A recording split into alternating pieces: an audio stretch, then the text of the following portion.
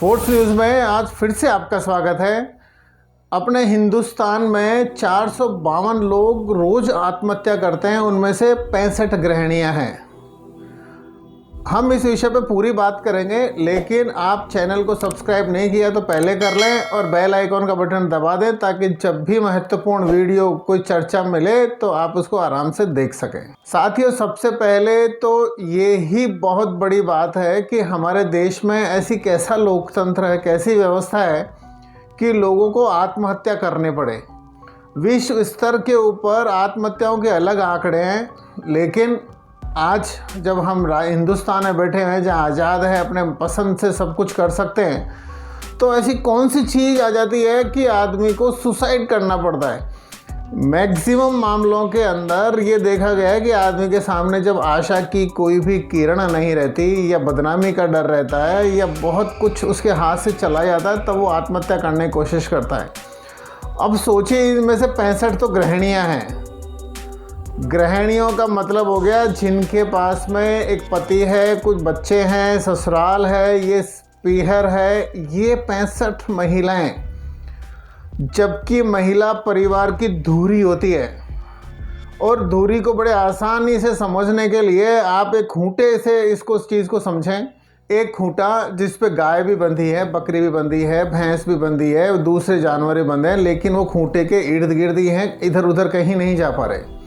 ऐसे ही एक गृहिणी परिवार की वो धुरी है जो अपने पति को भी जोड़ के रखती है, बच्चों को भी जोड़ के रखती है, बेटी को अलग ट्रीटमेंट देती है, बेटे से अलग चर्चा करती है, बहू से अलग तरीके से हैंडल करती है, लेकिन वो गृहिणी सबको बांध के रखती है। हो सकता है कई बार बाप बेटे में नहीं बन रही हो, लेकिन वो चूँकि गृहिणी है घर के अंदर, तो वो सबको मैनेज करती हुई चलती है। कई बार क्या होता है कि सास बहू के अंदर नहीं बन रही, लेकिन फिर भी वो उनको हैंडल करते करते सब कुछ चलती रहती है। फिर भी हमारे यहाँ 65 महिलाएं, 65 गृहिणियाँ रोज़ प्रतिदिन आत्महत्या करने का मतलब रोज़ 65 परिवार अनाथ हो जाते हैं, सूने हो जाते हैं, यतीम जैसे हो जाते हैं। ये किसकी जिम्मेदारी है? अगर मैं ये कहूँ कि ये हम लोगों की ही जिम्मेदारी है, ये पूरे समाज की जिम्मेदारी है। अगर आज एक किसी महिला ने आत्महत्या की है, तो उसके पीछे केवल उसका फैमिली के 5 लोग जिम्मेदार नहीं हैं, उसके पीछे एंटायर उसके जानने पहचानने वाले समाज, रिश्तेदार, वो सारे के सारे जिम्मेदार हैं। अब गृहिणियों के आत्महत्या के ऊपर अगर हम छोटा सा विश्लेषण भी करना चाहें ना, क्यों होता है ऐसा? भाई, परिवार के अंदर मान लीजिए कुछ कारण हम देखते हैं कि परिवार में किसी की मौत हो गई और बहुत ज़्यादा दुखी है, डिप्रेशन में चली गई और उसके बाद में उसने आत्महत्या कर ली। लेकिन परिवार में अगर किसी की मौत भी हुई है, तो उसके आसपास के लोग सब्बल देने के लिए नहीं है। उसको ऐसा क्यों लगा कि बस ये जो इंसान चला गया उसके बाद में मेरा कोई और छोर नहीं है? क्या हम रोज़ तानों के अंदर ही जीते रहेंगे? कई बार महिला के आत्महत्या कर लेती है कि साहब उसके कोई बच्चा नहीं हो रहा। तो अब ये भी सिचुएशन है, समाज ने ऐसी कौन सी परिपाटी डाल दी कि अगर किसी महिला के बच्चा नहीं हो तो फिर बाद में कहीं से अडॉप्ट नहीं कर सके, बाहर किसी से बात नहीं कर सके। तो ये तानेबाजी जो हमारे समाजों में चलती है, हम तो बोलते हैं पता नहीं कि हिंदुस्तान की संस्कृति बहुत ज़्यादा अच्छी है, लेकिन अगर इतनी अच्छी है तो आपके यहाँ की घर की महिलाएं आत्महत्या कैसे कर लेती है? कई बार आत्महत्या का वजह प्रेम, मोहब्बत, प्यार भी होता है। तो यदि किसी को अपने परिवार के अंदर प्रेम नहीं मिल रहा, वो पड़ोस के अंदर भी मान लीजिए समझ में आ रहा है, वो जा रहे हैं, आसपास में बातचीत कर रहे हैं, घर घर इधर उधर की चर्चाएं हो रही हैं, लेकिन उसको फिर ऐसा क्यों लगता है कि उसको मर जाना चाहिए? अब हम समाज के अंदर ये छोटी छोटी बातों को हैंडल नहीं कर पा रहे, या कई बार होता है कि पति पत्नी के अंदर बहुत ज़्यादा बहस हो गई। ये जो बहस है, ये शुरुआत तो छोटी सी चीज़ से होती है और आखिरकार आत्महत्या की तरफ बढ़ जाता है मामला। अब छोटी सी शुरुआत क्या है? खाने के अंदर नमक कम डाला और फिर उसके ऊपर आर्ग्यूमेंट चालू हुए, फिर तुम हमेशा से ही ऐसा करते हो, या तुम्हारे को ढंग का खाना बनाना तुम्हारे माता पिता ने नहीं सिखाया।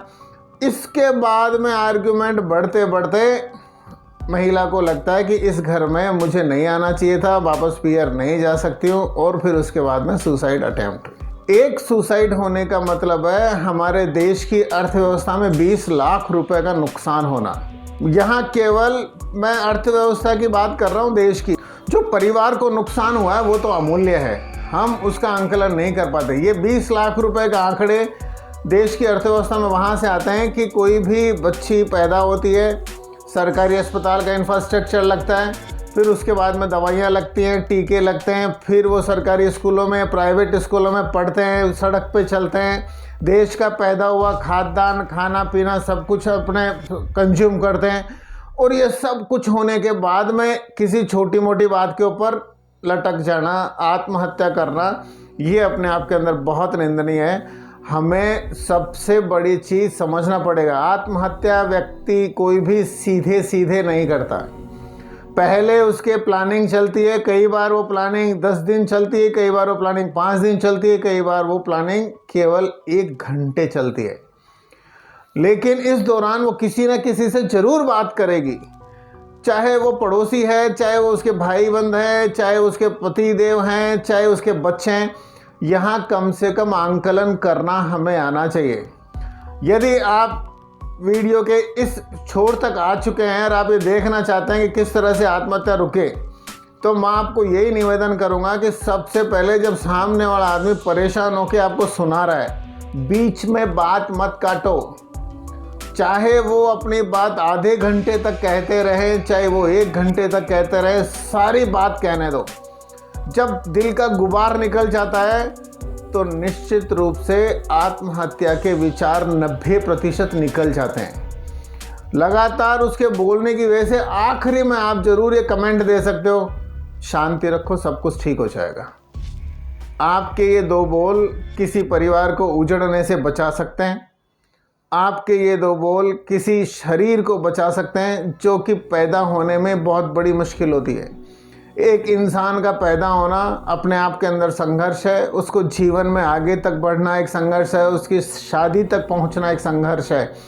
ये तमाम संघर्षों के बावजूद भी आखिरी के अंदर यदि सुसाइड करना पड़े तो ये किसी भी तरह से प्रशंसनीय नहीं है। आप अपने आसपास के लोगों का ज़रूर ध्यान रखें, अपने घर की महिलाओं का, अपने पड़ोस का। कहीं भी आपको ये सुनाई दे कि किसी घर में क्लेश चल रहे हैं, प्लीज़ कोशिश करें उन क्लेशों के अंदर से कारण निकाल के उस घर क्लेश को ख़त्म करवाने की। क्योंकि कई बार गृह क्लेश ही ऐसे हो जाते हैं कि एक दूसरे से बात नहीं कर पाते। बात नहीं करेंगे तो अकेले हो जाएंगे, अकेले हो जाएंगे तो डिप्रेशन में जाएंगे। आज दवाइयाँ भी काम नहीं करती। हमारी व्यवस्थाएं सारी बदल चुकी है। गांव, ग्रामीण, खेत खलिहान, संयुक्त परिवार, ये सब कुछ ख़त्म हो चुके हैं। लेकिन यदि आज हम अपने एक इंसान को नहीं बचा पाए तो फिर निश्चित रूप से अगला खतरा आपके ऊपर ही है। आपको यह वीडियो किसी के माध्यम से मिला है और आपको समझ में आता है कि कोई ना कोई इंसान आपके आसपास परेशान है, तो आप उसको ये वीडियो ज़रूर फॉरवर्ड कर दें। जय हिंद, वंदे मातरम।